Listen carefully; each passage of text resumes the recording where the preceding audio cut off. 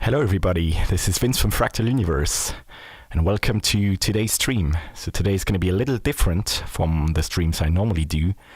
I'm going to do a complete analysis on the song Flashes of Potentialities. So that will cover things like composition, music theory, the arrangement of the song, and a little bit of the production as well. So I hope you're going to like that kind of content, because we're definitely thinking of doing more of that when we're gonna release the next record. So, hello Jamil. I'm gonna start right away with playing the song once for you so that we all know what we're talking about. So, let's go with a little playthrough to get it started.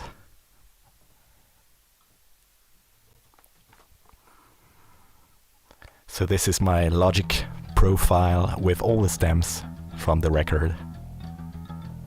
Hello Sylvia, hello Claudia.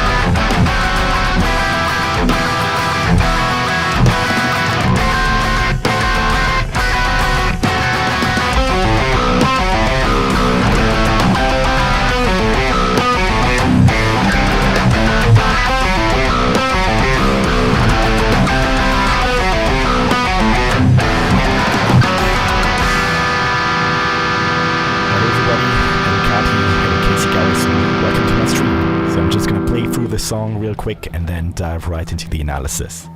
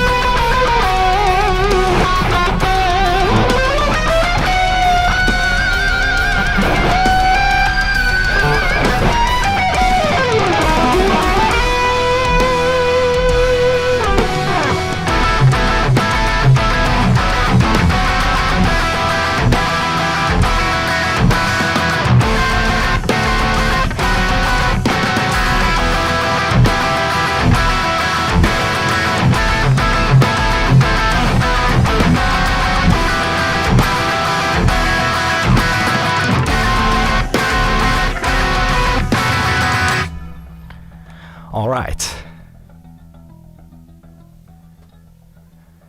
So, yeah, that was Flashes of Potentialities, the topic of today's video. So, I'm gonna start right now by going a little bit into the composition of the song. So we're gonna switch to Guitar Pro, which you should be able to see on your screen. Basically, if you have the Guitar Pro file, feel free to open it up as well, so that you can follow along. Oh, hello, Starless Aether. While you're there, maybe you can tell us something about the lyrics, what the song is about and everything. Anyway, let's get started. So basically this song started out from a very simple idea. First thing you have to know about this song is that it is in 12/8. So basically you have kind of a 4/4 feel, but each beat is divided into 3. So we have 1, 2, 3, 4, 1 and a 2 and a 3 and a 4 and a 1 and a 2 and a 3 and a 4 and something like that. So yeah, 12/8 is really a fun time signature that I love using, because you have that triplet feel while being heavily grounded in a 4/4, 1, 2, 3, 4 kind of feel. So, as I said, a very simple idea started this whole song. And it was this little bass line that you have in the beginning that basically opens the song, that goes like this. So very simple idea. You see only revolving around the note E. And as we're going to see later, this idea is going to be developed into totally different parts of the song. And it's present throughout it, for example in the chorus or in the bridge after the chorus. But we're going to dive into that later. So starting from a simple idea is something I really love to do when I compose, because the less ideas you use and the more you try to develop on these ideas, the clearer everything will sound. So revolving a song only around a few ideas is really a challenge composition-wise, but can be really, really effective if you want to build strong songs. So with this idea, as I said, we are on the key of E, because the bass is playing basically only one note, and it's going to remain on that one note for the entirety of this intro part here. As you can see, we're always on the same bass line. So on top of that, what's happening with, let's say, the guitars? So one guitar, very simple, is just doubling what the bass is doing. Basically just doing the same stuff. The other guitar is where all the harmony starts to happen. So basically, this one is going to play some arpeggios that are based on the scale of E minor, basically E Aeolian. And as we are on a steady note on the bass, we can talk of a pedal point. A pedal point is basically when you remain on the same note on the lowest instrument, for example, like bass here, and really try to shift things around, but with that pedal point never moving. So that's what's happening here. And basically, if you have a look at the first arpeggio, for example, we have this. So basically this is kind of an E minor with a ninth in it. So it really defines the scale we're going to use. We're in a minor key, and this is clearly established. Right now this chord has some kind of stability because we are playing over an E chord, so pretty stable. But if you have a look at what happens next, this is really where some of the motion happens. We have this. So if we compare this to E, we are not in the notes of E minor anymore, at least of the chord E minor, because we are now playing the ninth again and the sixth, or flat 13. So basically we are drifting away from the sound of the E minor chord, and while the bass remains on this E, we are really going into something a little bit more tense, and that's what's kind of happening in this part. We are shifting between more stable chords like the first one, and while the bass remains the same, we add a lot of motion like that. So basically we are in a kind of modal context, and when you are in a modal context, what you can do to create motion is exactly that. You have stable notes, which are going to be your root note, your third, your fifth, and that's it. And the other notes are basically going to be the color notes, which are going to add tension. Sorry. See, when I play these notes, we are still in the same set of notes, but we are much farther away, and that's exactly what we're doing here. Playing with the notes outside of it, and resolve it back in. This is our fifth again. So basically you are in the chord, outside the chord, creating tension. Back in the chord, and outside of the chord again. And for this particular one, there's something very interesting happening. We add this note here, the D sharp. And that's actually borrowed from the E harmonic minor scale. And this has the purpose of bringing up a lot of tension, because we are bringing in the lead tone. The lead tone that is heavily wanting to resolve back up. But still remember, the bass is still doing. So when you add this note on top, you will have the tension building in. So basically that's it for this intro. You have that pedal point in E, and the motion is created by these arpeggios, basically being inside of the E minor chord and outside of it, but still above that E. So yeah, this is basically all that's going on in the intro. We have a simple rhythmical idea, and then harmonic layers being added one after another. We're going to go a lot more into detail on the arrangement when I'm going to jump back to Logic Pro later on, after I'm finished with discussing the theory. Anyway, if you have any questions about the part I just discussed, feel free to let me know. So basically we have set the tone. We are in E minor. We have this kind of mysterious atmosphere and kind of building up some kind of tension. And this tension brings us to when the song really kicks in, and that first blast beat riff.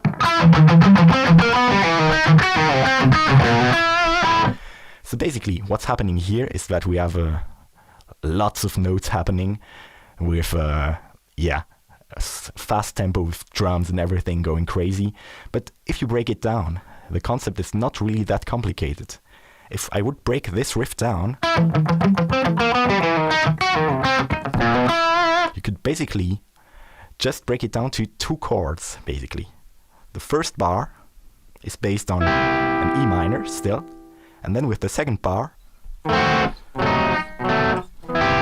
that kind of chord progression, which basically could be summed up as just a B7 chord and substitutes for that chord. So basically, we are going from the one chord of the key of E minor to the 5 chord from the key of E minor.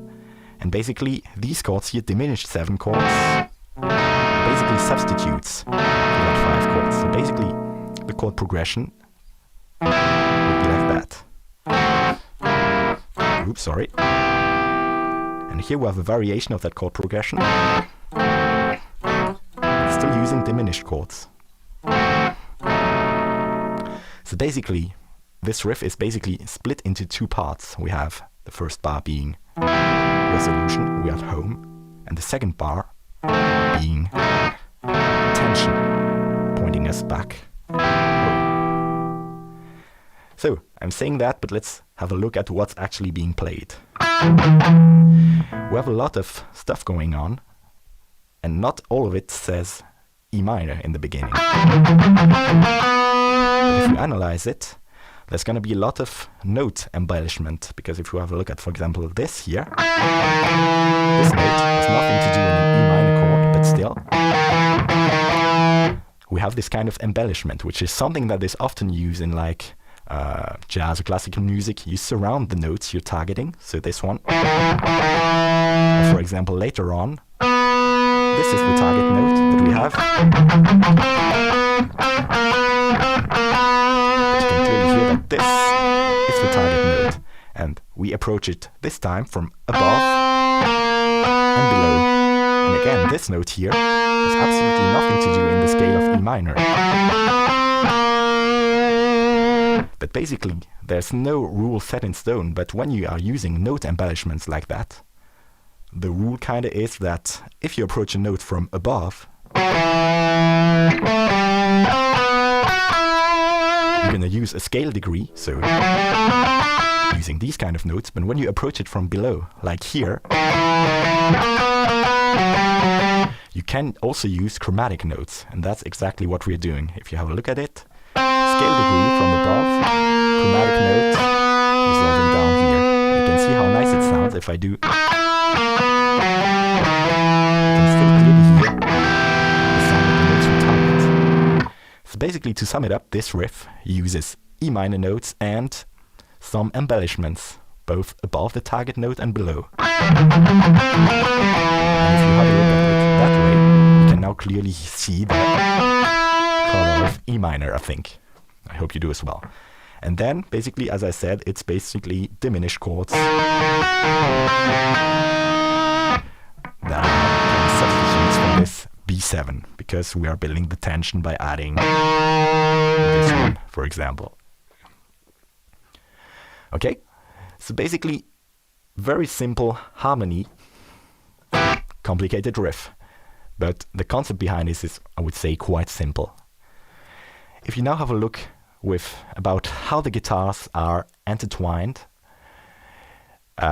basically the second guitar is only going to play some accents that are really highlighting the harmony I was talking to you, for example. That's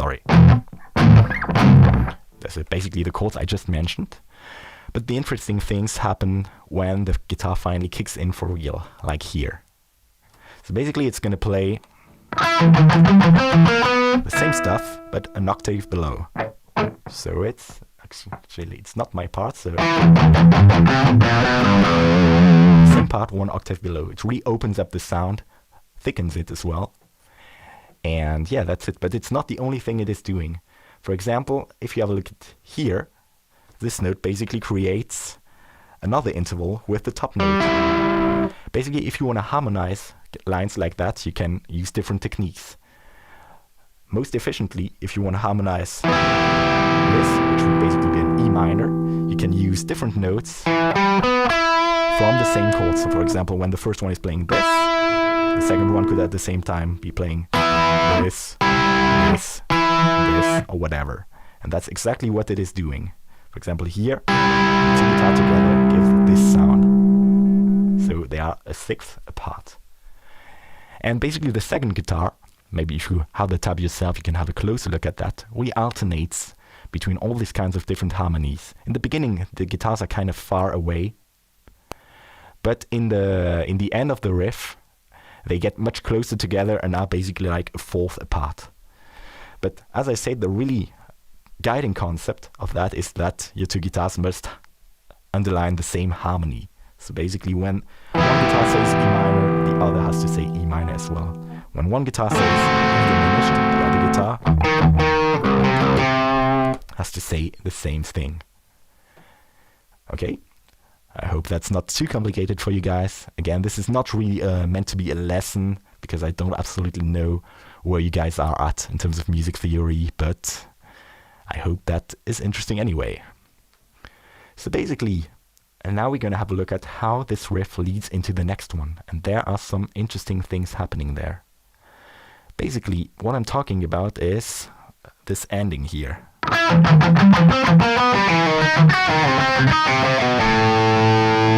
particular part. Basically, here we land on kind of an A minor chord.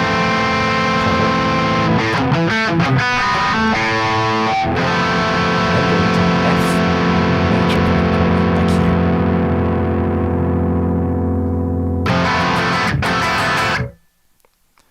Okay. So basically, A minor, no problem, is the fourth chord in the key of E. But then, what about this? F major. F major is not in the key of E minor, if you have a look at it. The F is sharp in the key and not neutral. So basically, there are two ways of looking at it, and we're going to need the two of them. First one is to think that this chord here comes from the parallel scale of E Phrygian, because E Phrygian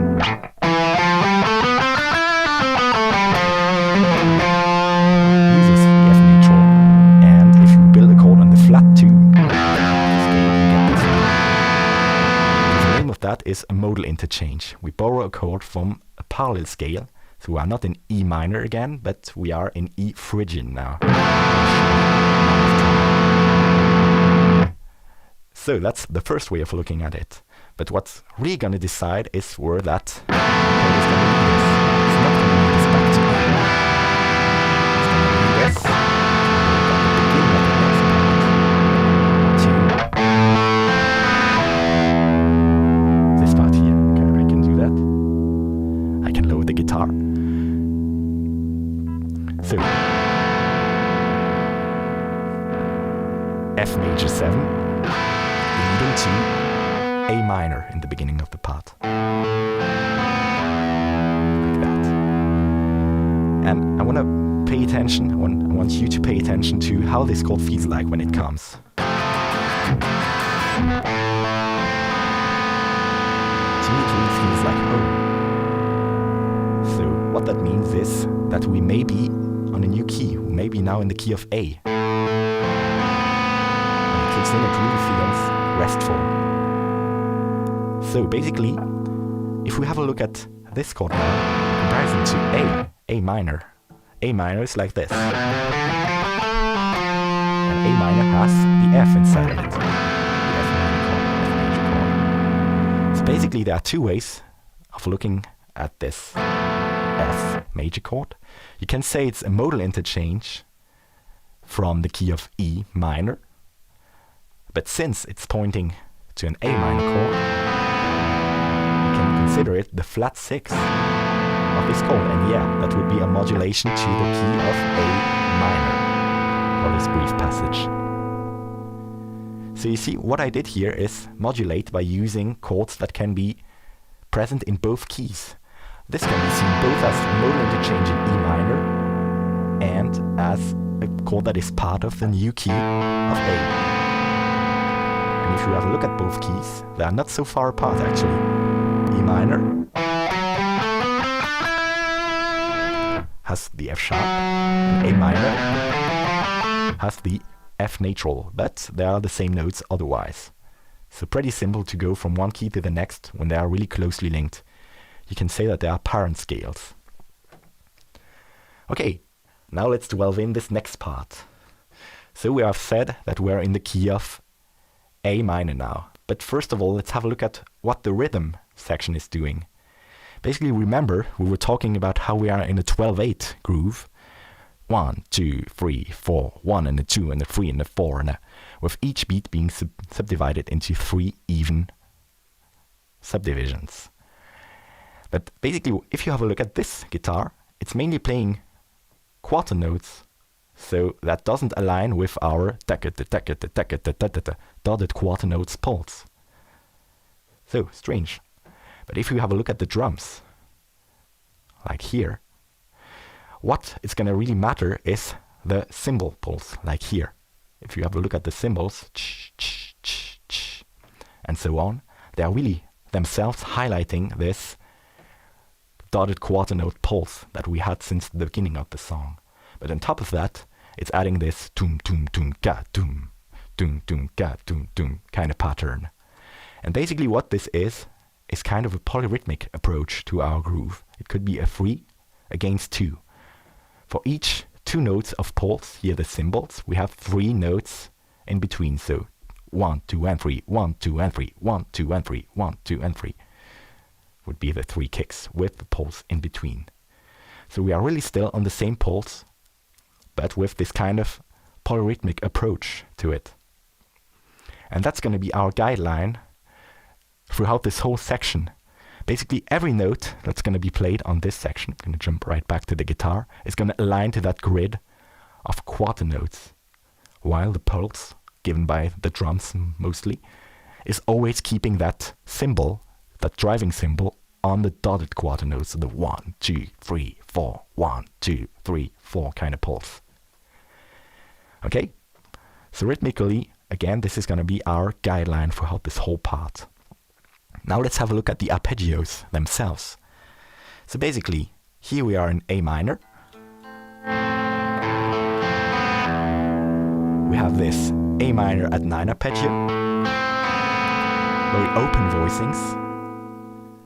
Because, yeah, the aim of this part, I should have said that, was to really contrast with the dense part that was before.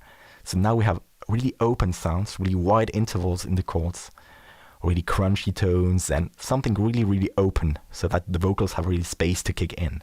And so this works perfectly. Lots of open strings, giving a lot of room, a lot of air to this part. Now let's have a look at the second chord here, and this is where something interesting starts to happen. So we are here, and we are particularly looking at this note here, F sharp.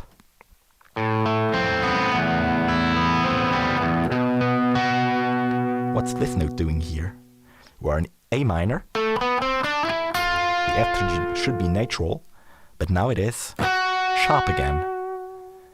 So this basically would be a note borrowed from the A Dorian scale. The Dorian scale is basically a minor scale, but with a natural sixth. So instead of, we have,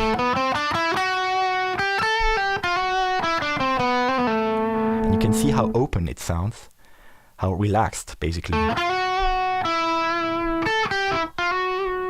And this is really gonna help me to build a nice atmosphere on this part. So A minor, and we borrow from the A Dorian scale here.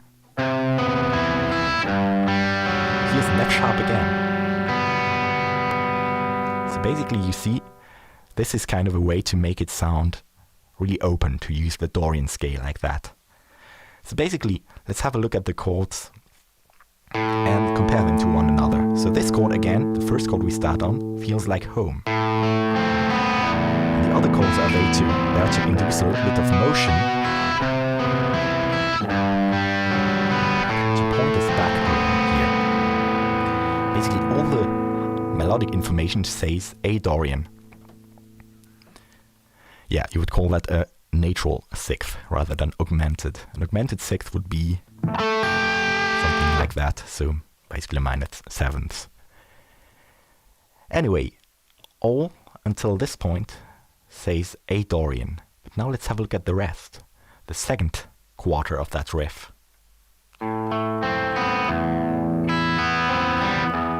What's this? We have an F natural again.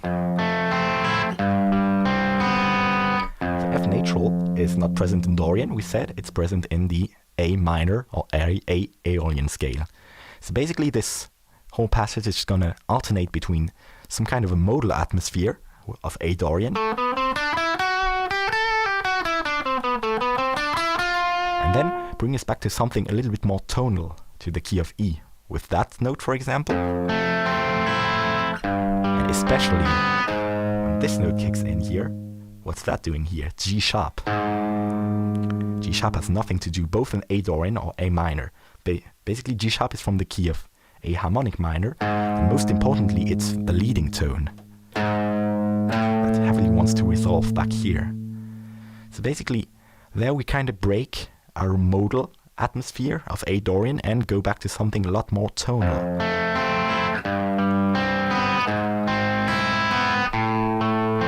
can see how this chord here heavily points back to this one, leading tone that wants to resolve up.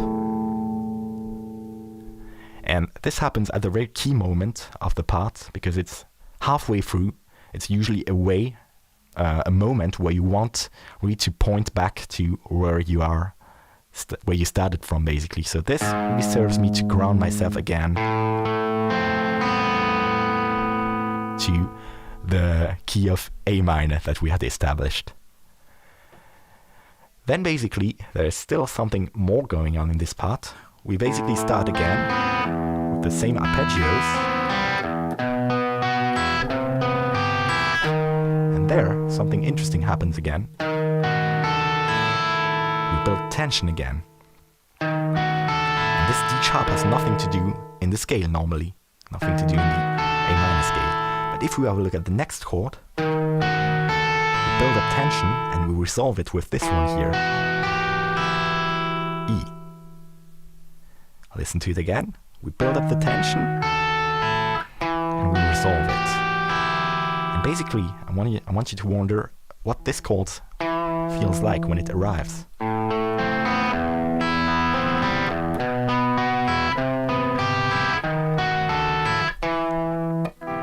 To me, it really feels like home again.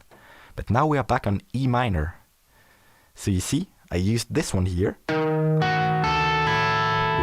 which can be seen as kind of a D sharp diminished chord, to build up the tension that resolves me back to E.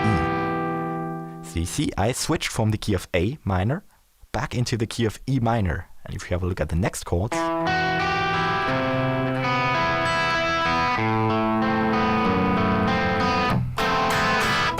especially when the chorus kicks in, everything now seems to point back to the key of E minor. We are back where we started.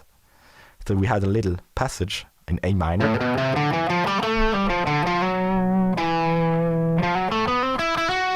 borrowing from the A Dorian scale. We had some tonal elements, and then with this particular note,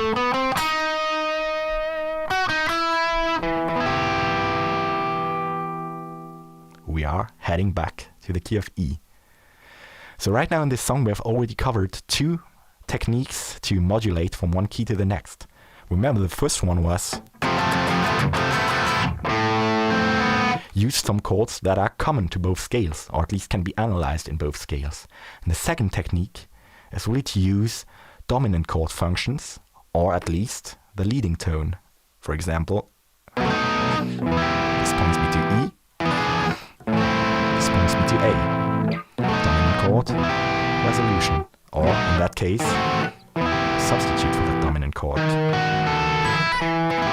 So that's the second technique, and it's a very effective one. Use dominant chords in relationship to the key you are targeting.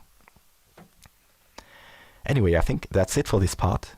If we just want to have a look at one more thing, it's what the bass is doing on this particular part. The bass basically is really following the drums on this one and the harmony at the same time. Basically it's doing like,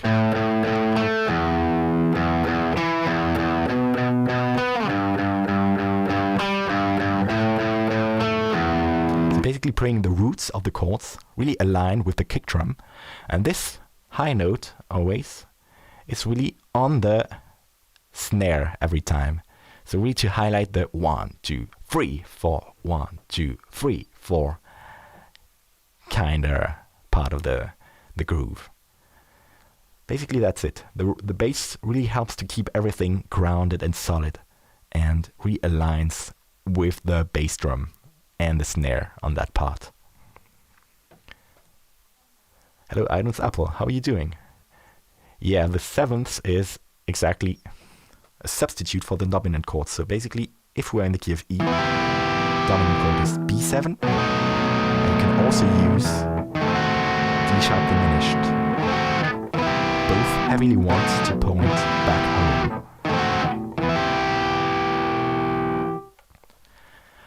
Okay, so now we go into the beefy chorus section.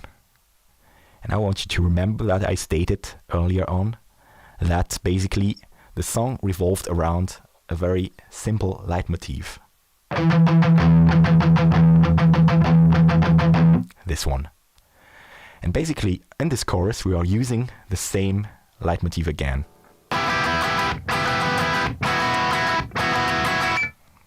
I think you can clearly hear that.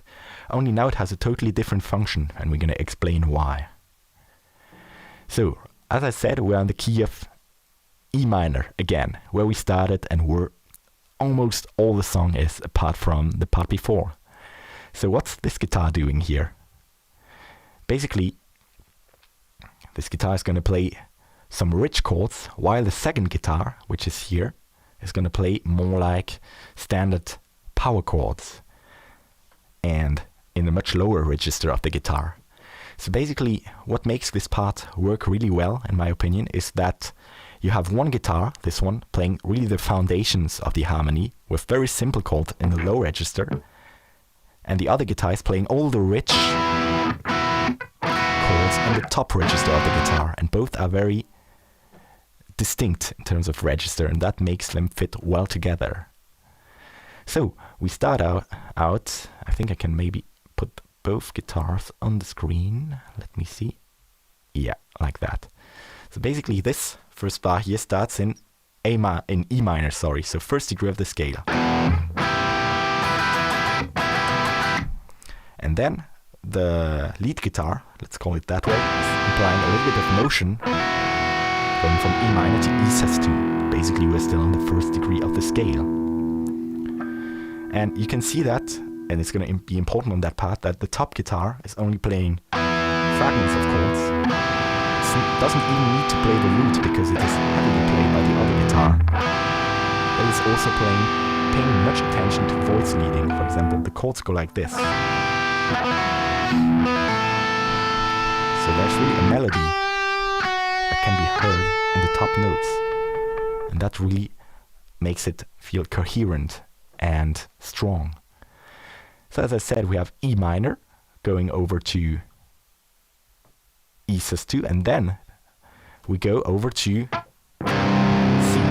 Basically C is the 6th degree of E minor, and the chord is normally major. But what we're playing here on the guitar is something major 7 and a 13. So kind of a rich chord, which sounds better with a lot less gain. So something very rich, but still having a melodic line, linking all of that together. Beautiful voicing. So basically, first degree of the scale, going over to the 6th degree of the scale. Now let's go a little bit farther to the next bar and see what happens here. So basically, we're back where we started. Two chords could be seen as E minor again. But let's have a look at what the other guitar is doing. And basically the bass is doing the same thing. The bass is doing a B on that particular section. So basically what we have here is an A minor, an E minor, with a B in the bass. So this is called an inversion. We have our chord, but not the root in the bass, but another note from the chord. You can see how different it sounds from the original one. This is E minor. This is E minor with B in the bass. A lot more tension suddenly. And this is exactly what we're doing here. So, and then a different voicing from the same one. But basically, here we have it. We're back on the first degree of the scale, but now we are using an inversion. So if we sum it up, we have E minor, C major, and then E minor, but with B in the bass. Adding a lot of motion inside of it. And then go to this, diminished chords, which basically serves to bring some tension into it. and wants to point us back to something more resolved. Whenever there's tension in the chord, tension in the harmony of a song, the ear wants to have it resolved. So this chord brings some tension. Let this sound resolve back to where we started. Any questions so far?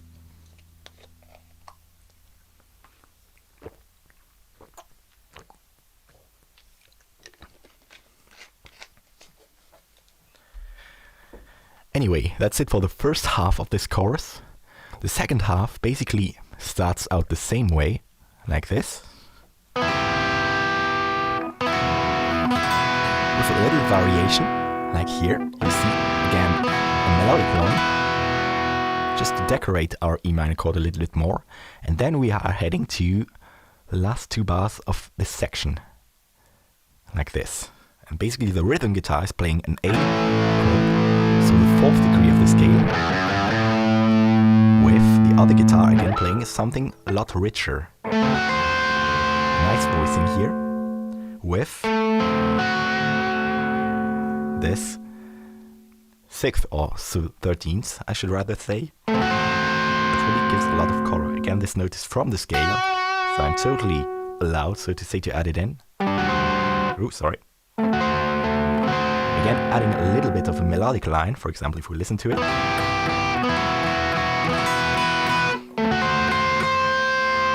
Really something nice going on here on the top of the chords.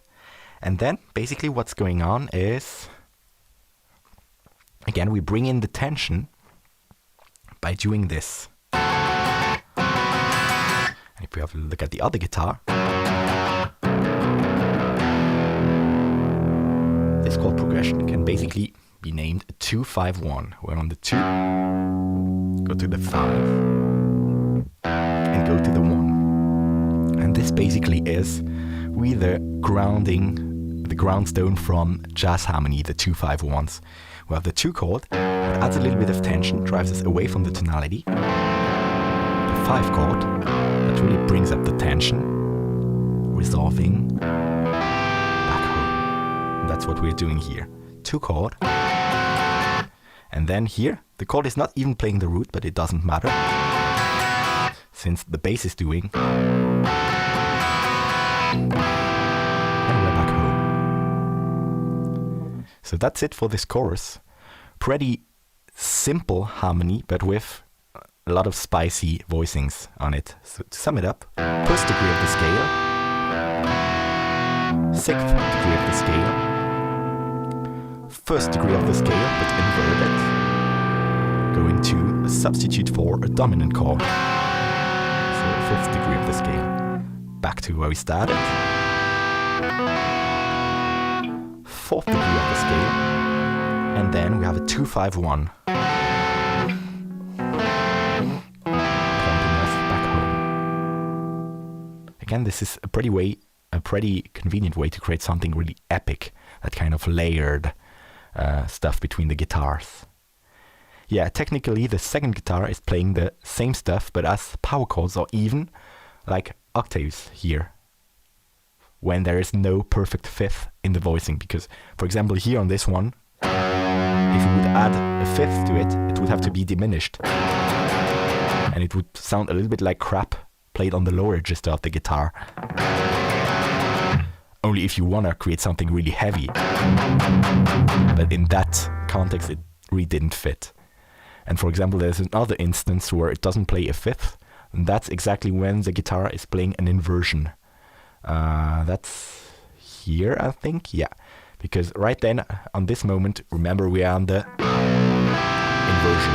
So basically, if we play this note is not in the chord, so it has nothing to do there. That's why I'm just playing an octave. But yeah, really that's something you should consider when you are playing with 2 guitar players. One can really play the upper register at the column notes, but the others should stay in the low register, because you will see that this interval, for example, sounds really clear here, but a lot muddier if I play it, for example, here. And if we layer more notes on top of that, I don't know, it really starts to sound really muddy real quick. So leave it open simple with power chords and that stuff in the low register, and open it up at the color notes on the top register. So in terms of guitar, that's it for this section.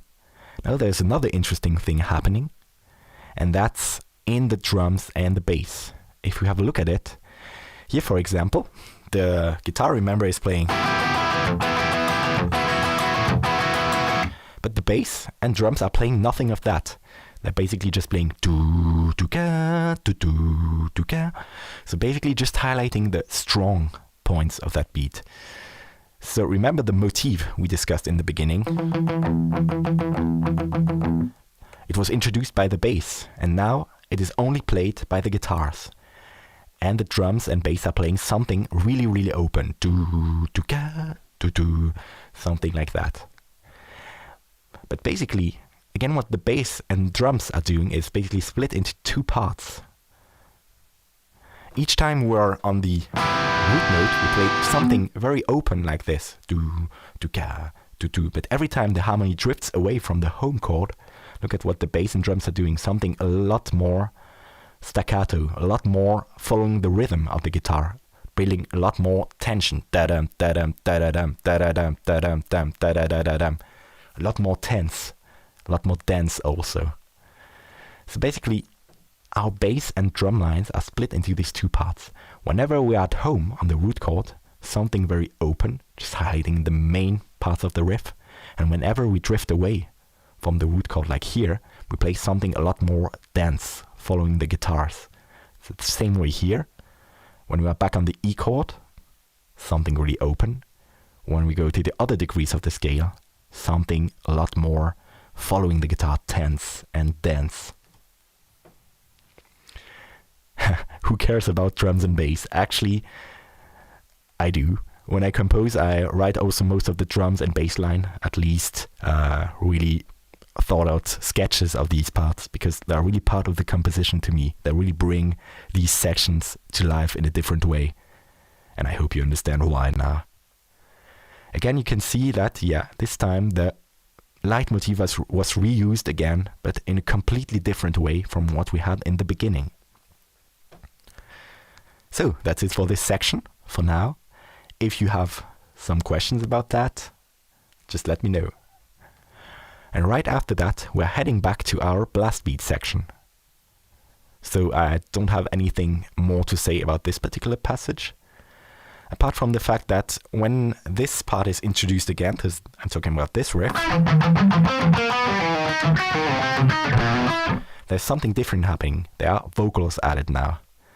And compositionally, that's something I like to do. Whenever I reuse the same ideas, the same riff or whatever, I often try to incorporate new elements. For example, like there, adding vocals on the second time, or adding, I don't know, a lead guitar, or a little different instrumentation, or whatever.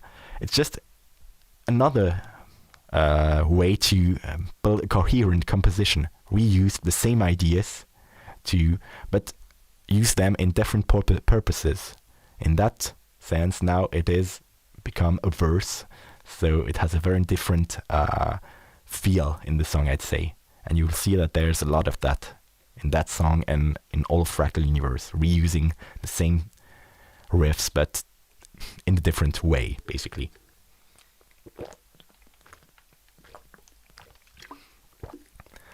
So, if we jump to the end of that particular part, we are now at the point of going to something different. Right now, we are back here.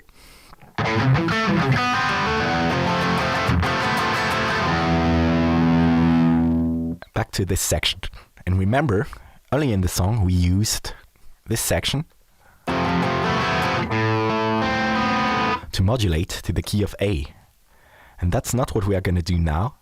Basically, if we have a look at where we land here, after that part, we are on the F major, and let's jump to the bass, because that's basically the only thing that's playing right after.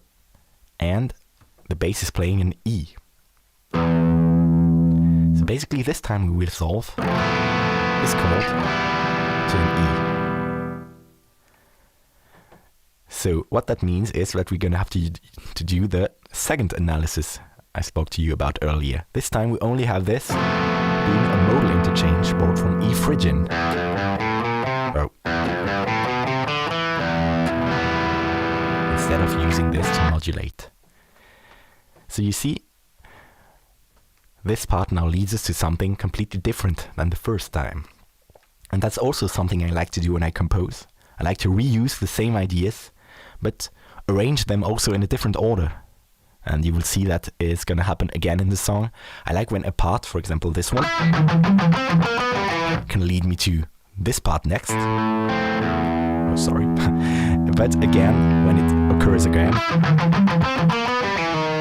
then now it leads me to a different section. And that's something I love to do in terms of arrangement.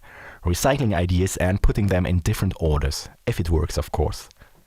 And in that instance, it works. So, basically, what was the purpose of this passage that we're going to analyze now? I'm talking about this section. So, there's really a heavy contrast going on. We had blast beats with crazy riffing right before, and suddenly everything stops. So, I really wanted to create an element of surprise here. Opening up the sound, creating a mysterious atmosphere, coming from that blast beat madness we had before with a stream of notes. And that's something I like to do as well, having contrast in the composition. And I think you have noticed that we have a lot of atmospheric passages, very open stuff. And to me it's very, very an effective way to build a strong song again. Because for me a song that is heavy throughout the song, that is like blast beats from beginning to end, kind of loses its heaviness after a while, because you are always at the top of the dynamic register.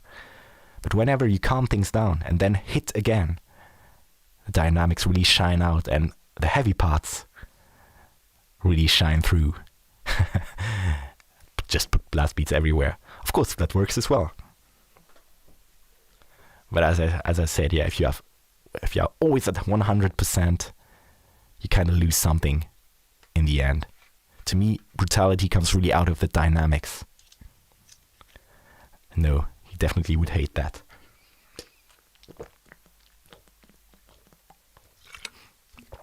So, now we've discussed what this part is doing there. Now let's discuss what's going on that particular part. So basically, in terms of harmony, we're still in the key of E, but we are now using something different. We are using this scale.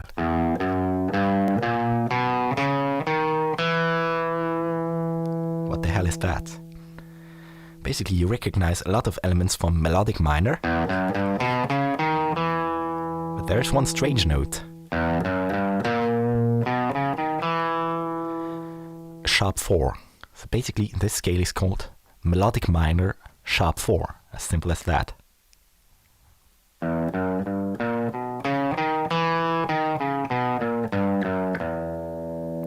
It can also be called Lydian flat 3, because it's basically a Lydian scale, but minor. But I'm going to call it melodic minor sharp 4. And basically you can see how mysterious it sounds. You have some really nice chords in it.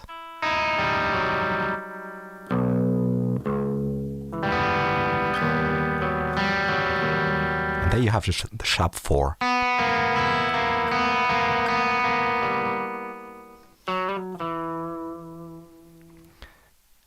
Yeah, it sounds really exotic. And I think one example from this scale might be on the opening song of Christian Münzner's album Time Warped, I think. He uses that scale in that song. I could be mistaken, but you have some really beautiful chords inside of it.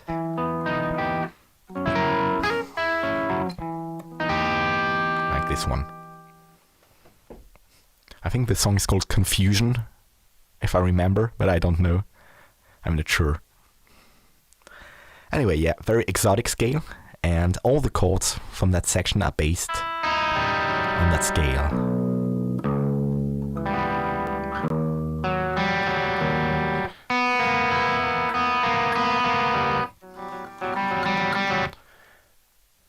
Right.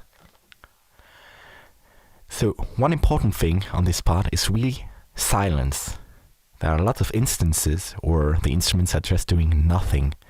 If we have a look at this particular moment here, the first beat of the first bar, there's only one instrument playing, at least two, the bass and drums, and the rest is silent. And then role switches. The guitar is now the only instrument playing, this little arpeggio, nothing else happens. And the band kicks in, again on this note. And there is really this moment of surprise every time. Every time we land on the downbeat again, there is this instance of silence where just another instrument is playing, for example, the second guitar here. So yeah, again, silence really builds up the mystery of this part. And the instrumentation is really light. You should consider that as well. It's not because you are 4 in a band that everybody is always going to have to play lots of notes. You can simply not play or play just something and let it ring out. Like that. You see, it really builds up the whole atmosphere, the silence, and again it contrasts heavily with what happens before, with the stream of notes and the blast beat and everything. And now we have time to rest a little bit. And you can see how minimalistic this part is. For example, in the bass, if I switch over, go over to the notes, there's only the root being played, ringing out, some slides, some space, again, some silence, and some, did I add them to the tabs? Some harmonics, yeah, really giving air to that part. And just to have a look at what the drums are doing, because they're going to give us interesting information about the pulse. The drums, I don't know if there is any passage where you can see that clearly. For example, here, yeah, the drums are basically now playing quarter notes. So basically, we have kind of changed the pulse. We are still in the same rhythmical signature, 12/8, but instead of having 1, 2, 3, 4, 1, 2, 3, 4, we now have 1, 2, 3, 2, 2, 3, 1, 2, 3, 2, 2, 3. So again, it feels a lot more open that way, instead of that pushing 1, 2, 3, 4 with the snare hitting every 3 beat. We have now something a lot more open. That really contributes to the atmosphere of this part. So basically, I think that's it for this one. Remember, the important element here is use silence. Really think about that. And if you want to remember a cool scale,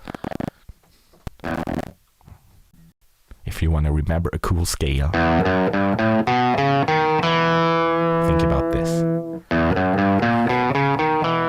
This one, I'm sorry. Melodic minor, sharp 4. So, back to the chorus section. Really, these 2 last bars of the section we just discussed are really there to build up the tension. We have this, basically a semitone, really building up the tension to get us back to the chorus. And when the chorus hits, to me it's really a strong moment, because as I said, we really brought the dynamics a lot down, and now we are ready to hit hard with the second chorus.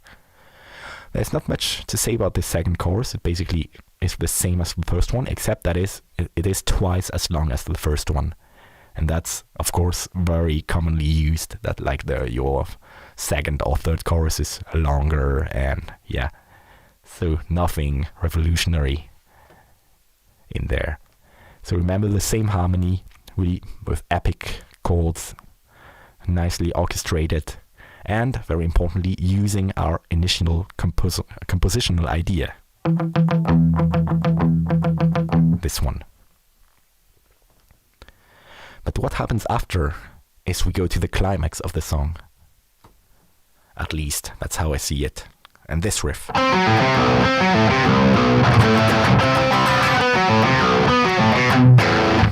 So what's going on there? First thing I think you can notice is that we are again using this rhythmical pattern, which is present throughout the song. And this time it's used quite differently. We used it so far to build an atmospherical intro on a modal atmosphere. We use it to build a strong epic chorus. Now we're using it to build a crushing riff. So again, same idea, but really different compositional device. So what's going on in there? First of all, you can notice how everything gets really heavier here, and that's because, look at this rhythm here, it's played also in the bass, and it's played also in the drums. So now we have all the instruments playing the same rhythm at the same time, and that really builds up the heaviness, in contrast to the chorus, where the roles were split between the different instruments. Now everyone is aligning to play the same pattern and even the same notes. So really everyone gets together for the heavy part. So in terms of notes here, we are using the B Phrygian scale. If you have a listen to that, I think the whole riff really builds around this note, B. Everything circles around that. Even when it goes to C, or to this part, it's really just meant to surround the note B.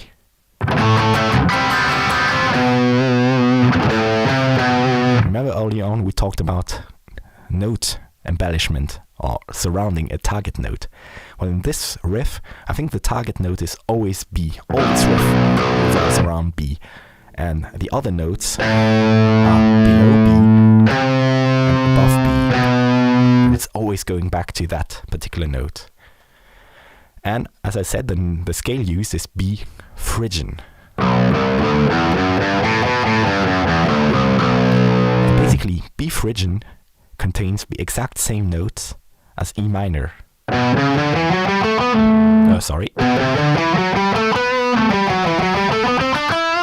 Exactly the same set of notes as E minor, but our reference point has changed. Now it is B. And there's a reason why I used this particular scale to build up the energy for this climactic part.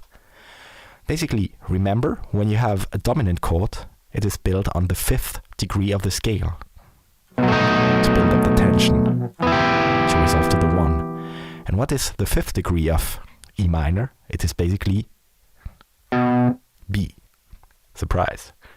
So in this part we are focusing heavily on B, which has a dominant relationship in comparison to the E scale the whole song is based around. So basically, when we are here, we feel at home, and for this whole part here,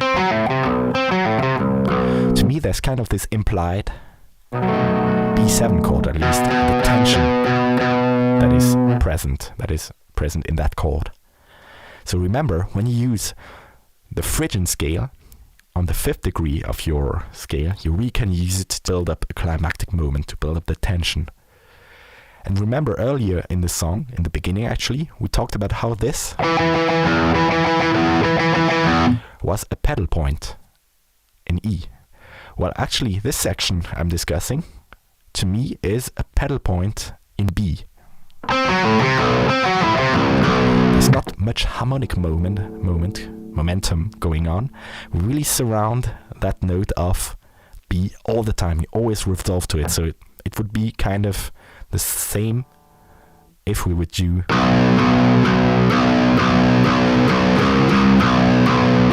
can see the tension building up and resolving when I finally go back to the E where we started. So yeah, for this part, B Phrygian used to create tension and energy. And let's have a look at the set of notes. For example, this first bar will suffice. We have a lot of really wide intervals. Wide and dissonant intervals. If we have a look at this. Diminished 5th, or here. Flat 9. So a lot of tense intervals actually going on here. So we really play with that kind of weird dissonant intervals to keep up bringing the tension and the energy. Hope that makes sense. And I think that's it for this part. as I said, be phrygian and use dissonant intervals and powerful things, always revolving around this note B. Let's just have a look at how we resolve into the next part. Basically, when this part hits the interlude, we finally have our resolution with the root. And this is actually the part where this kicks back in. So how do we land there? Basically, it's fairly easy, as I said. This one here revolves around B, and B is the dominant function that points us back to E. So basically, all we have to do is use that. Fairly easy. It's all the same notes, it's just a different reference point. Tension built and same notes, but resolved. And again, a heavy contrast. We came from the climactic moment of the song, this whole riff, and then we land back on this soft interlude. Okay?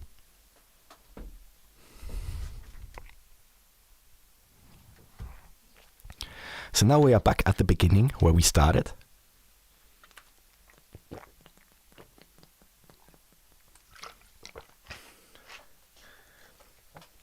So as there's not too much more going on here, we are still having the bass exposing the main melodic idea, and slowly the guitars kicking back in with, again, you remember the harmony being added by the second guitar and all of that. We will have a look later on at the arrangement of the song in Logic Pro, and you will see that there are a lot of new elements added. For example, remember I said that whenever I reuse an idea, I often like to introduce new elements. Well, in that case, there's, for example, the vocals added, the spoken words and the choirs and everything, but we're going to dive into that later. Okay, so when that section ends, we are back to the heavy riff. So again, the emphasis is really on the contrast. We had our climactic moment, we go through this long atmospheric part, and then we are back on our climactic moment, which really hits very hard, I think, at that particular moment. And again, same compositional device is used again. This riff is exactly the same in terms of instruments. We are back on the... But this time, to change it up a little bit, we added vocals. We heard the riff before, so we need a new element to keep it interesting, and vocals do it. And then, again, the riff is reused in a third way, now as an accompaniment for the guitar solo. And basically, it's the same riff yet again, only the drum and bass pattern change a little bit. The drum now plays steady kick notes and is not doing the little spaces, the little rests that it did before, but basically it's the same riff that is used for the guitar solo. Again, same riff, but different compositional use. Now we're using it to bringing a guitar solo. Regarding that solo, there's not too much to be said. It basically uses the E Phrygian scale yet again.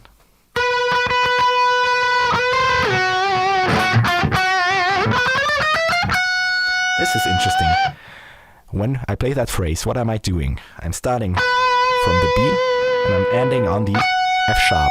It's basically two notes that are restful on that key of B. Then the fifth. But in between I'm doing this nonsense. Basically I'm using chromatic notes to connect everything together. Basically that's something you're allowed to do. What matters in that instance is that your starting point and your ending point are very clear, basically. So this is clear, so in between I can do whatever I want. So this, for example. And let's just have a look at the ending phrase of the solo, which goes like that. So basically what's going on here is we throw in the D sharp again. That, you remember, its purpose is to point back to this note. So again, now the guitar solo is helping to make us reach the next part smoothly. And that next part is the chorus yet again. Like this. And with the guitar solo, it's really clear that we're playing here. Even if that's not the exact set of notes that I'm playing with the guitar, it's that function. So, now again we are on the chorus, and the final chorus is basically the same one as before. There's just one new element here. Let me find it. It's in the added guitars. We're gonna listen to them later. But basically these added guitars are playing some clean stuff in behind, so the rhythm guitar, remember, is going. And there are some added guitars in behind that are doing that kind of arpeggios. And remember, these are the arpeggios from the beginning. But this time they are used as background for that final chorus. And that's something I love to do in my compositions, to reuse ideas and to make them intertwine with each other. Remember, this idea was first used with this. And now it is used to accompany the chorus. It's subtle, but it really reminds you of the beginning in some way. Yeah, the time signature is 12/8 everywhere. Only remember, in this section, it is still 12/8, but it is more felt like 6/4, 1 and 2, and instead of 1, 2, 3, 4. But basically 12/8 everywhere. Basically, in songs I rarely change the meter. I always like to keep everything within a box. When I change meter, it's really just to that there's really a compositional need behind it, and that's really the case. Often I can manage without having to change the meters or anything, or change the tempo, even worse. Ooh. Again, that's it for this chorus. Now let's have a look at just the outro. Basically, remember the chorus, the first time the chorus ended, it headed us to, so that was the first iterance of this chorus. The second one, it headed to this part here, and the third time it stops abruptly.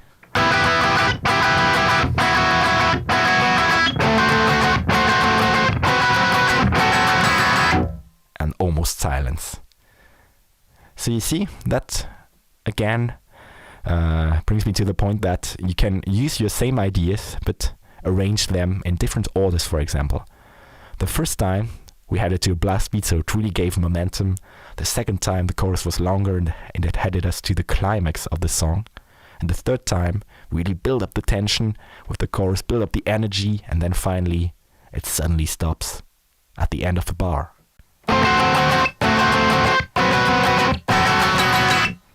And almost nothing. So that's really a way to create contrast again. And if you have a look at what the vocals are doing, on the second chorus, there's this line going, "This forbidden truth." And the second time this happens, "This forbidden." You don't know what's forbidden. And that's also present in the lyrics, really this unresolvedness.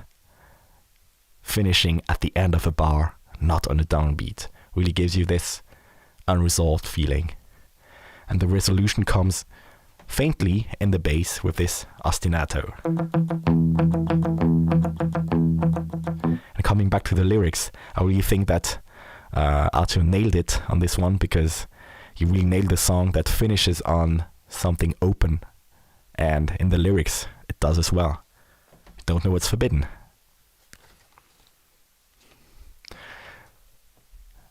Yeah, kind of resolution with the next song. That's gonna be the case in one of our new record songs. Basically 2 songs together. One finishes with a lot of tension, and finally it is resolved with the next one. Funny. So that's it for the theoretical part of the analysis. That was very dense, I think, for a lot of you. I hope it was still interesting and that you were still able to follow along. Again, this is by no means a replacement for a real guitar lesson. I think because I absolutely don't know what you guys know, what you guys are interested in or whatever. So I just try to discuss a lot of things without knowing if that's something that is way above or below your level or whatever. Anyway, if you are interested in more face-to-face things like that, I'm giving guitar lessons, so feel free to get in touch and we can delve in deeper on that kind of stuff.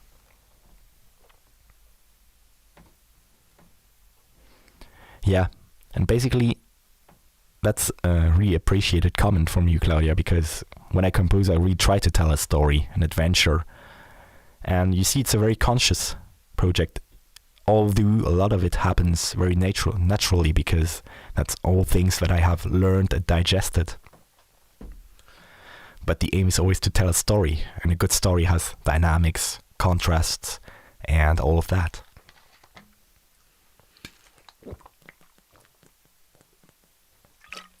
And I think that song is particularly interesting in that way. Particularly, I can't find my words now. It's really telling a story, basically.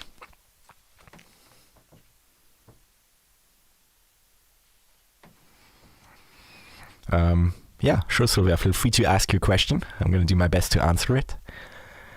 But in the meantime, I'm just going to finish my session with having a look at the actual arrangement and music production in this song. So, this is basically my Logic profile, where all the stems are happening. Basically, the stems are just the grooves of different instruments. So, for example, we can listen at the bass, I don't know, like here. Or, I don't know, maybe the drums. Where are they? Here. And I'm going to just discuss that really quick. So basically, regarding the drums, we try to keep a very natural acoustic sound in the drums, as you can hear, probably. There's basically no trigger being used. There's just a faint little bit of trigger on the snare. Just to give it a little bit more low end, but it's barely audible, and it really respects the dynamics. But the kick is 100% acoustic on this album. And it's really to preserve the groove of the drums and the openness. Now talking about the bass, yeah, when do I use distortion? When do we use distortion, I mean, especially our producer. Basically every time there's distortion on the guitar, there's distortion on the bass, with different amounts of distortion. This is the chorus, really heavy amount of distortion. This is the verse, less distortion. And this is, for example, the intro, no distortion. And the bass has really that gnarly mid-tone when it has the distortion on. That really gives a lot of punch.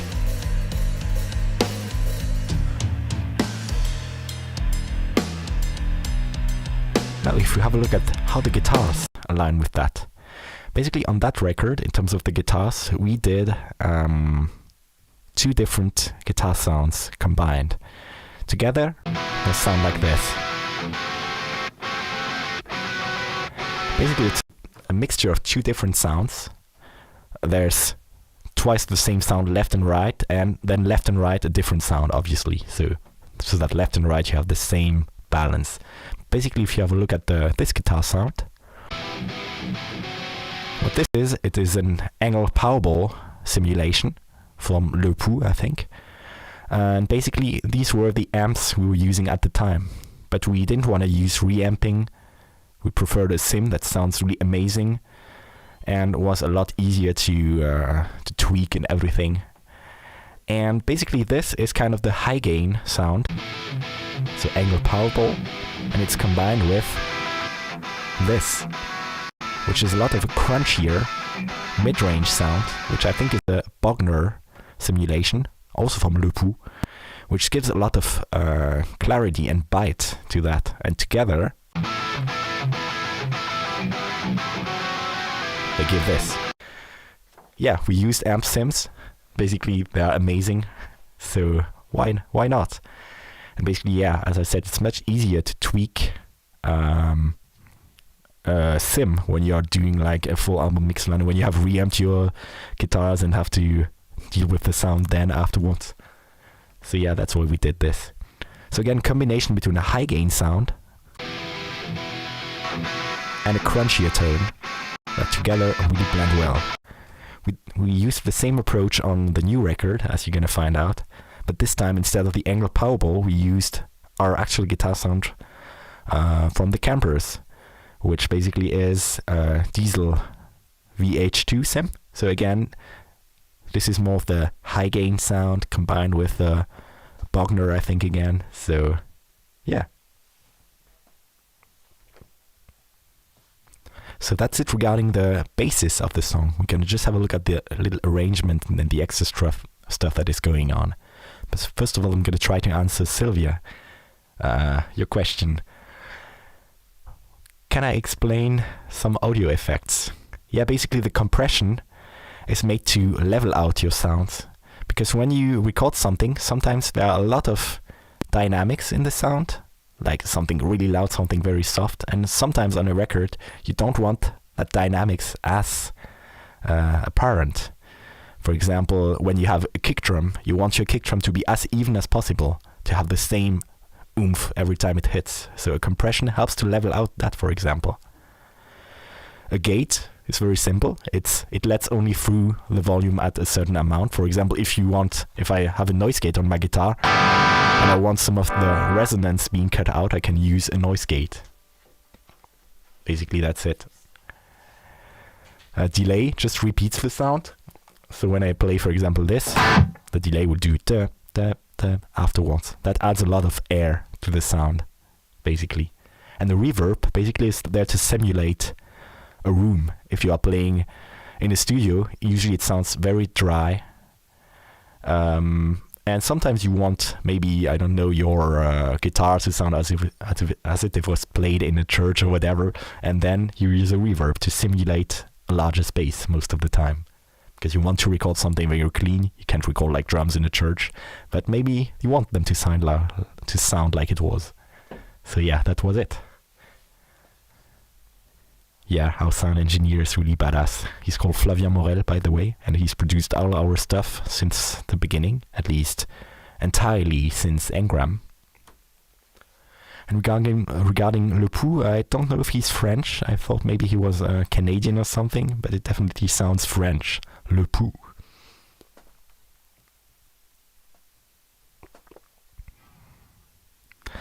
Again, last part of this analysis will be a little bit of arrangement. So what we're going to do is have a listen at the intro on the actual recording and see, on top of the compositional tools, what's going on. Maybe I can just increase the volume a little bit on this dance. So what's going on here? Let's listen at the guitars, for example.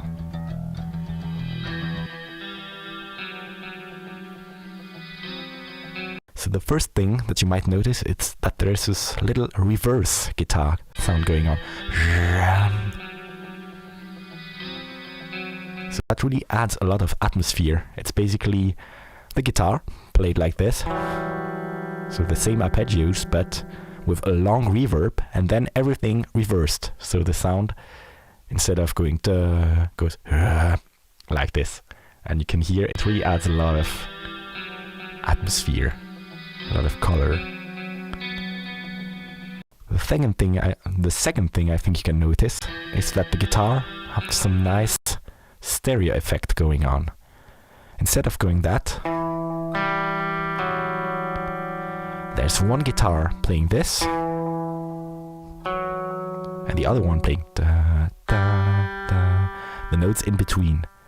And basically what's going on is that there's one guitar left, one guitar right, and they're alternating the notes. It really opens up the stereo spectrum, and it's something I love to do on that kind of guitar parts.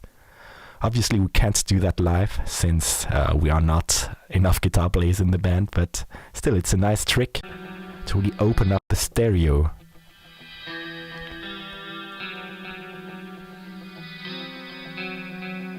Alternating between left and right. And all that together with a nice reverb and delay gives you something really open. Let's have a look at the rest. For example, the bass. The bass is having, no, it's this one. This nice flanger tone with a lot of texture. And on top of that, there are some percussions going on. Yeah, it's kind of a ping-pong effect, but played for real on the guitar. Back to the percussions. So basically this is the cross stick from the snare, when you hit the side of the snare, combined with darbukas. You might have seen that in Fractal Universe videos already. It's like a Middle Eastern percussion that gives this sound.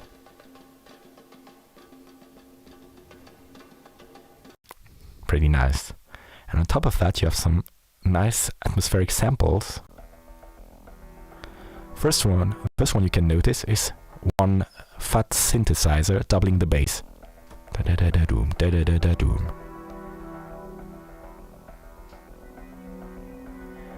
Second thing that's happening is some sampled percussions as well. I think it's mallets or something.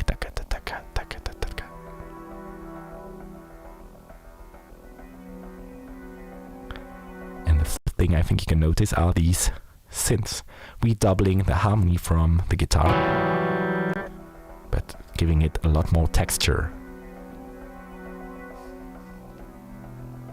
Let's have a listen to this all together and see if you can hear out the different elements. The guitars, the synth, the added percussions.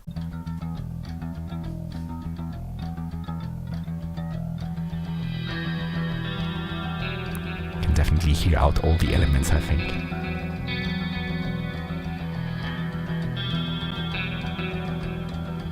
And to build up the tension,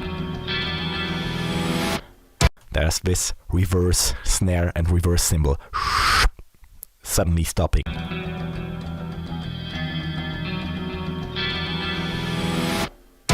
With reverse distorted guitars as well. And suddenly then the whole band kicks in.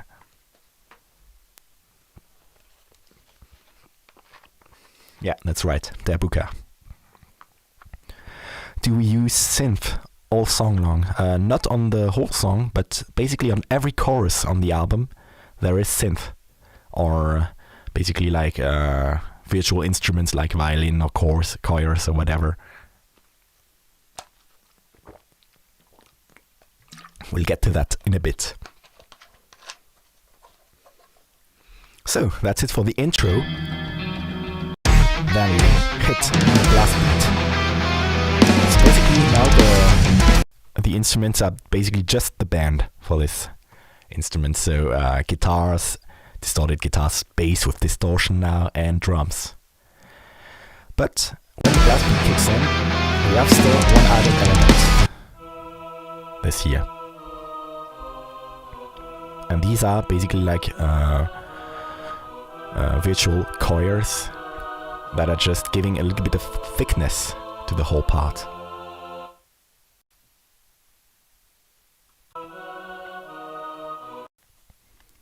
And basically what this does is just in the beginning playing the roots,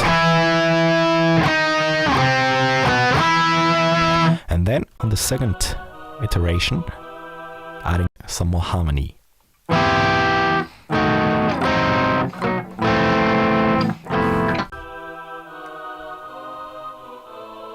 And it's really meant to thicken up and make it a little bit more epic. Let's try to listen to the whole section. Hear the chorus out.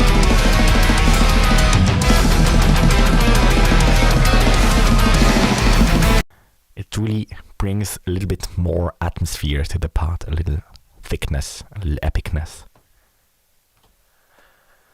Who suggested the reverse snare? I think it was me. I think it was something I really wanted at that particular point. Most of the time for these kind of things, it's a combination between things I really heavily have in mind and things Flavien brings to the table. It's a combination of both. No, this chorea part is not sung, it's some crabby visual instrument, as you guessed, but since it's really in the background of everything, it works well.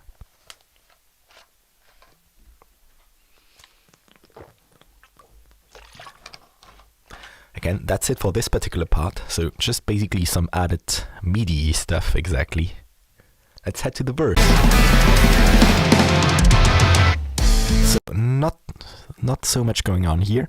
You have basically the guitars playing with a crunch sound that is basically based on the normal sound. So where is it? I think it should be this. It's basically the same tone but with less gain. But what really opens up the sound is that it is doubled by the acoustic guitar with some nice reverb. And the two went together really well. You have the brightness of the acoustic guitar with the thickness of the rhythm guitar. Also, the rhythm guitar has also reverb and delay on it. I think only delay. But basically that's it. Let's just have a listen at the vocals, because that's when the vocals kick in on this particular part.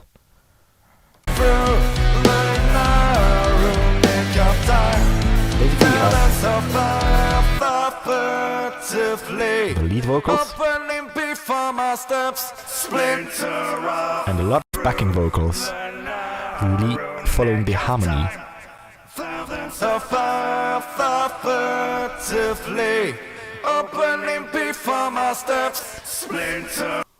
And altogether it gives us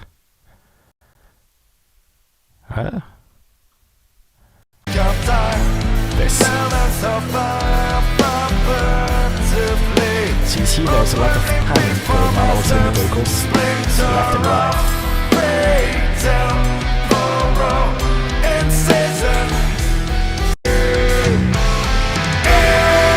Okay, that's it for this part. And we're gonna jump right into the chorus. Where did I learn English? Actually, I learned it at school and also from songs. I spent a lot of time when I was younger reading lyrics and analyzing them and asking my mother, what does that mean and everything, back when I was like 11 or so. And that's how I really got good at English, I think. And also one not to neglect fact is that my mother is German, so I grew up already speaking two languages, French and German. So I think a third language is easier to learn than a second one when you start out. Anyway, chorus part. Exactly, obscure lyrics. Maybe a little later on, I started with maybe like Metallica lyrics and then Death or whatever. But anyway, chorus. So let's get the vocals out of the way. Basically, it's basically the same stuff. Backing vocals, adding a lot of harmony.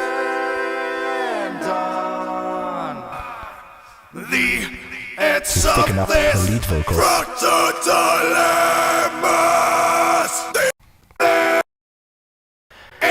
Now with the instruments. Basically, the rhythm guitar we discussed earlier is playing left and right this section, and the other rhythm guitar that Hugo plays live is again played left and right. So basically you have now 4 guitars going on at the same time. This and this. So it's really to make this part even more epic. And on top of that guitars, that's not all we have. This going on, I think. Some ambient sounds to really open it up a little bit more. Let's listen to it together, to all the guitars. If I remove the crunch ones, you see it's a lot drier. With the chorus, really more open. So yeah, whenever I want to build an epic climactic part like that, usually adding up layers of guitars and other stuff like you're gonna see next, really makes a huge difference. The other added thing is this. This is, I think, a distorted organ. Adding a lot of texture again. So in between the added guitars, the samples, and the lead backing vocals and everything, you have something really epic as a whole. Did we double track or quad track the guitars? Actually only double track, except for some chorus sections, like this one. Basically we did double tracking, but as you saw, we still used 2 different guitar sounds. And basically I think what Flavien did was to try to find some sounds that really were working together and not having phase problems or something like that.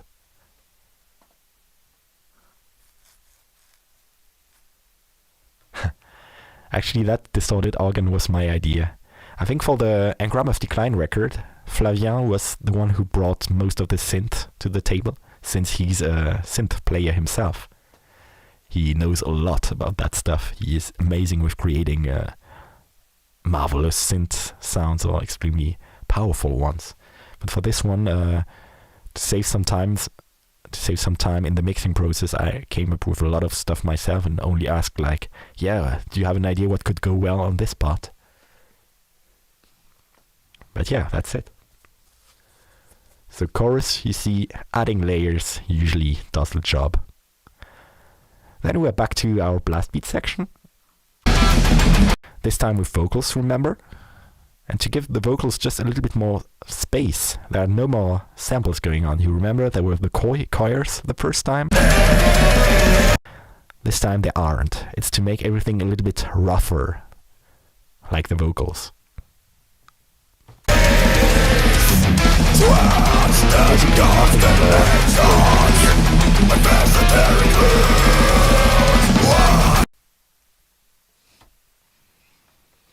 Yeah. Sometimes bad frequencies are also adding up. That's even worse. When you have the same bad frequencies on 2 tones, it can be quite horrible. Again, I think that's it for this part. The next interesting thing is the interlude. So remember, this is the part where there's a lot of space. So we have some nice crunch tones.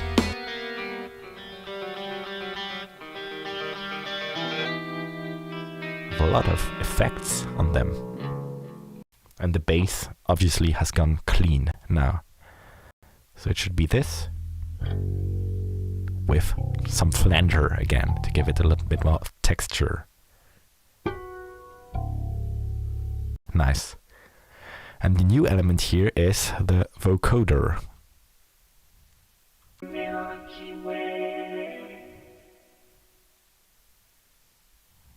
Like that. And it's doubled up with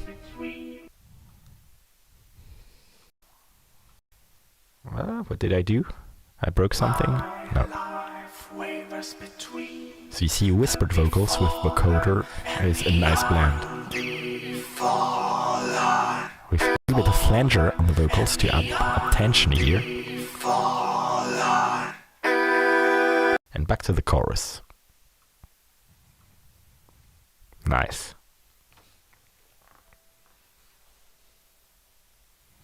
Oh yeah, totally. Can only agree with that. Again, now we're on the second chorus. Nothing more going on except that it is longer now. But same instrumentation.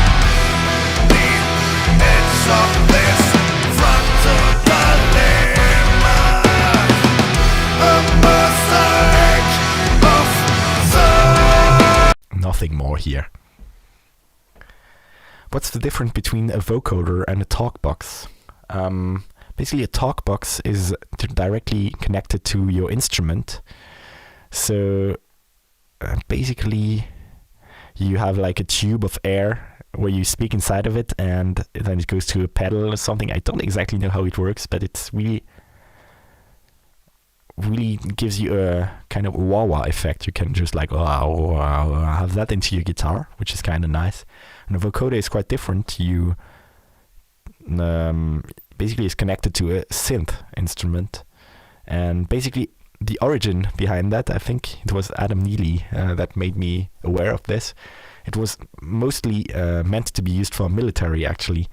A vocoder was usually at the beginning meant to encode your voice so that it would be easily transmitted and use a lot less bandwidth. So basically, instead of sending over radio transmissions of your whole voice, they found a way to synthesize it and to make it a lot lighter in terms of data, I think, because there are only like a few elements being transmitted. I think Adam Neely has made a video about that you should definitely check out. And then it became a musical tool. Yeah, check out his video. He will explain it a lot better than I do. I don't remember every single detail he said. Anyway. Oh, you have some nice sub going on here. I want to bring you to the next part. Reverse cymbal again and heavy low end sub. Let's try to hear it out.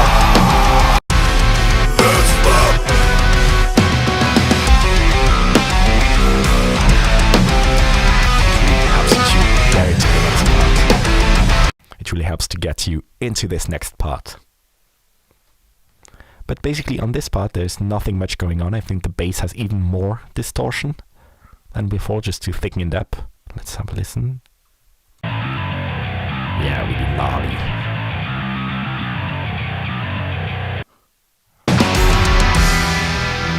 And we are back on the interlude.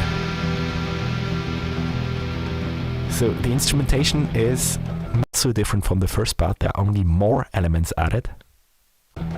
Let's have a listen again at the guitars on their own when they kick in.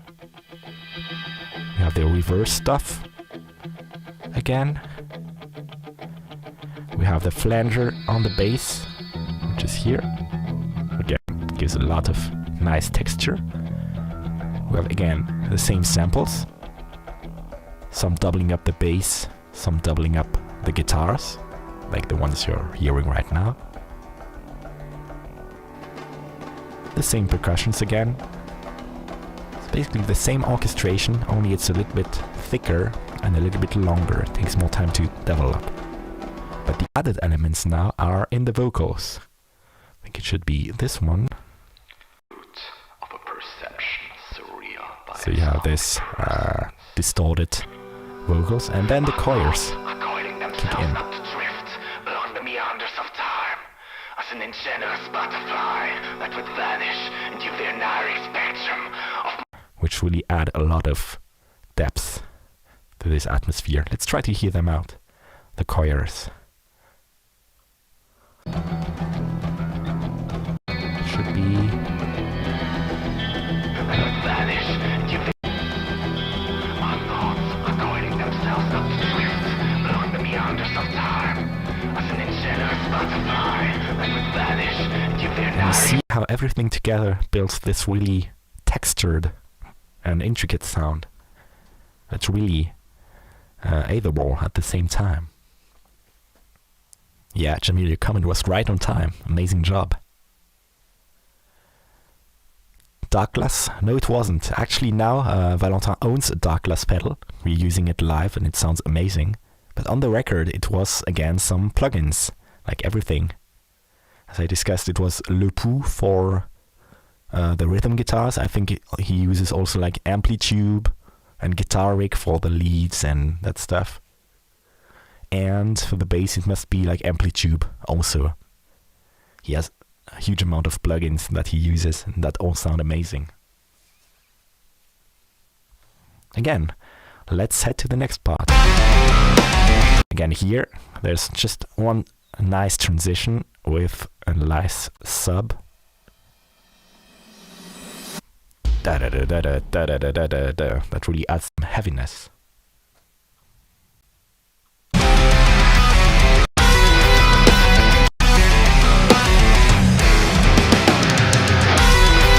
Nothing much going on here, just a guitar solo. Let's have a listen at the sound. Let's see if I still like it.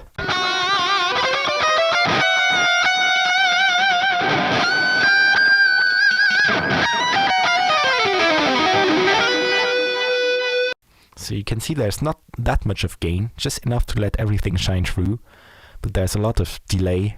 I love to have a lot of delay on my guitar sounds to make it really epic for these kind of solos, really thick. So let's have a listen to it in the context.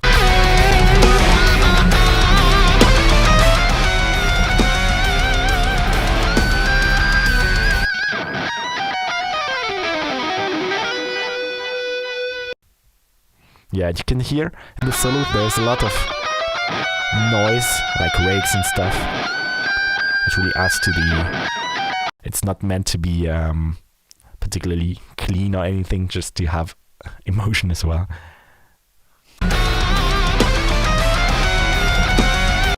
Yeah, totally. We use a different tone. It usually has a lot more of mid-range.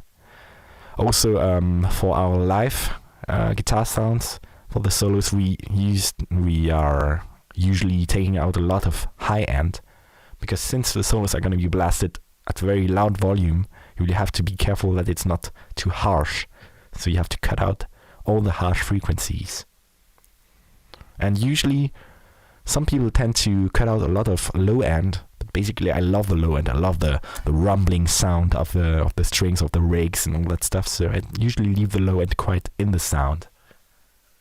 Makes it a little bit dirtier, but I really like the energy that it gives. But yeah, usually a lot of mid-range to make it really shine through the way vocals would, for example. And we're back to the chorus.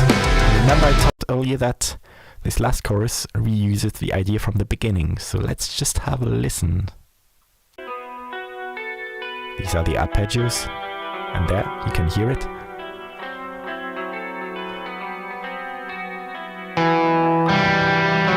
It's really in the background, but to me it's kinda funny to be able to reuse these kind of compositional ideas.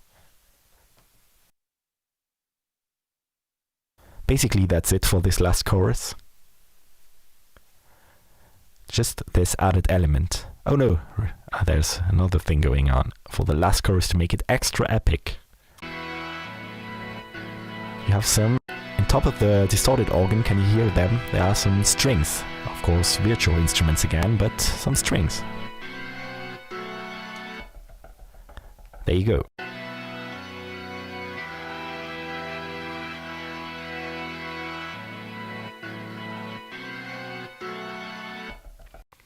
Yeah, I think that's the lesson to be learned from today. Try to have a clear compositional idea that serves you throughout the song. For me it really was the...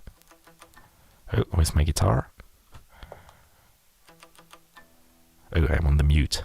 It was the reusing ideas, mixing ideas up together.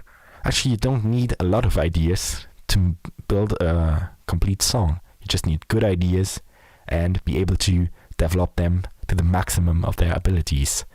For example, yeah, this idea gave me this riff. For example, it gave me this riff. So yeah.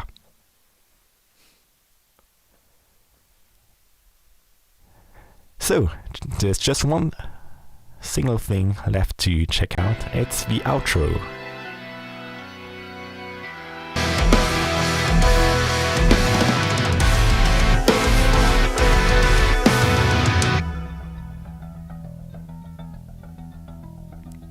And you can see it's basically the same thing, but with a much lighter instrumentation. There's only bass, some little bit of synth, but no more guitar, no more reverse stuff. It's just a minimalistic ending, reusing the same basic idea that we had in the beginning.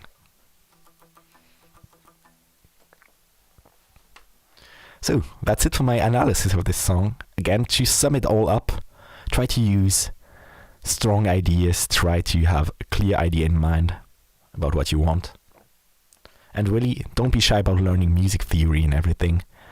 It really will not hinder you creativity in any way. It will not hinder your creativity. It will rather enhance it. It will give you new ideas. You see, when I compose a song, it's really not about putting as much music theory crap or technique or whatever into it. It's just that I learned this stuff and analyzed a lot of this stuff, and I really integrated that. So it's really part of my vocabulary. Actually, all the stuff I analyzed today, I never really thought about that when I composed the song. Of course, I had a guideline in mind, but most of it was really intuitive. There was a lot that really flowed naturally. The song, usually when I have a clear idea, everything falls into place quite nicely. And yeah, so learn music theory, analyze a lot of stuff. Ask yourself, why do I like the music that I like? Not simply enjoy it, but try to enjoy, to understand why you enjoy it. I think that's it. Exactly, you have to know the rules to break it. I love that one. You see, at neither point did I bother about following compositional rules or whatever. It's just that I learned them, and now it's something that's part of my vocabulary. I don't know if it's essential, but it really definitely should not scare you away. I think some people are composing amazing music without any knowledge of that. There's plenty of examples. Yeah, be like Slayer, totally.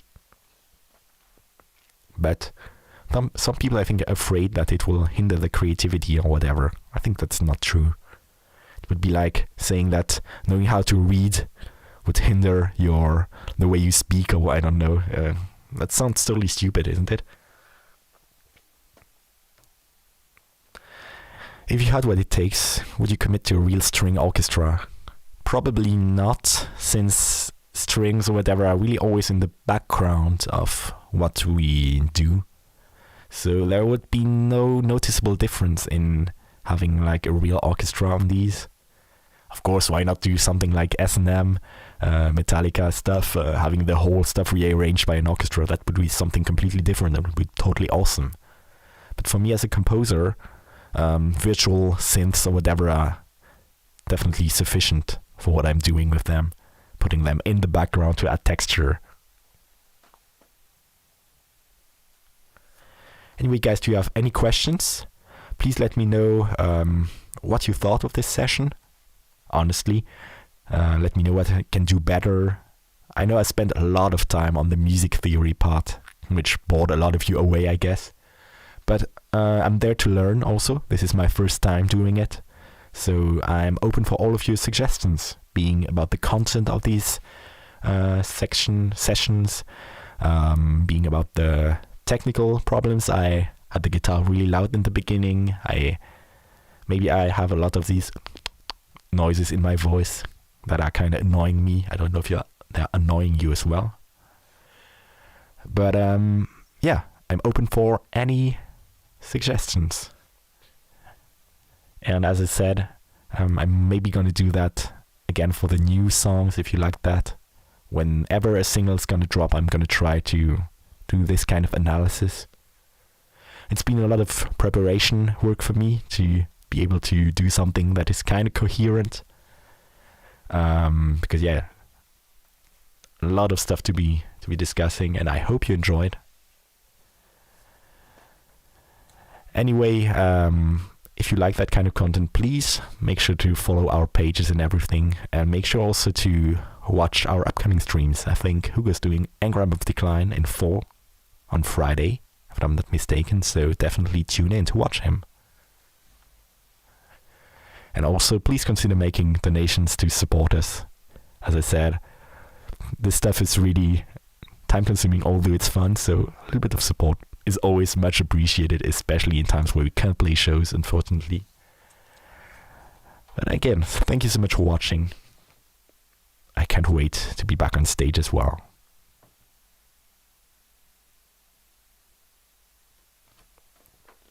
If you have some questions, now is the time. Otherwise, I'm just gonna call it quits for today.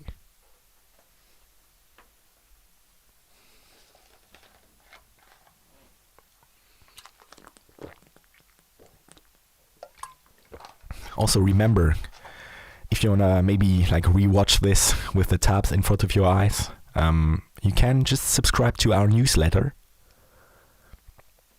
I think the links can be found in the earlier posts. And you will get free tabs and backing tracks for that song, so you can basically listen to all that we did and try to play along. And there are also like the stems, so basically the separate tracks you have here with separate guitars and all this stuff. So if you're interested into that, just make sure to subscribe to our newsletter and you will get it straight to your inbox as a welcome gift. No, I ran out of milk and chocolate at my home. So I guess I'm gonna have to do with Nutella or something like that.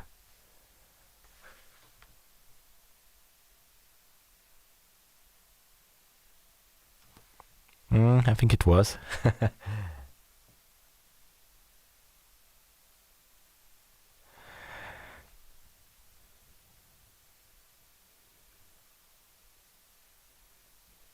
Oh, you have the whole tab book. You bought it on USB. That's amazing. If you're also interested in having the full tabs, they're available on Bandcamp as a digital tab book. So, yeah. Once again, thank you so much, guys. And I hope you will be there on Friday to watch Hugo play. It's time to go for me now. Thank you so much for watching and see you next time. Bye-bye.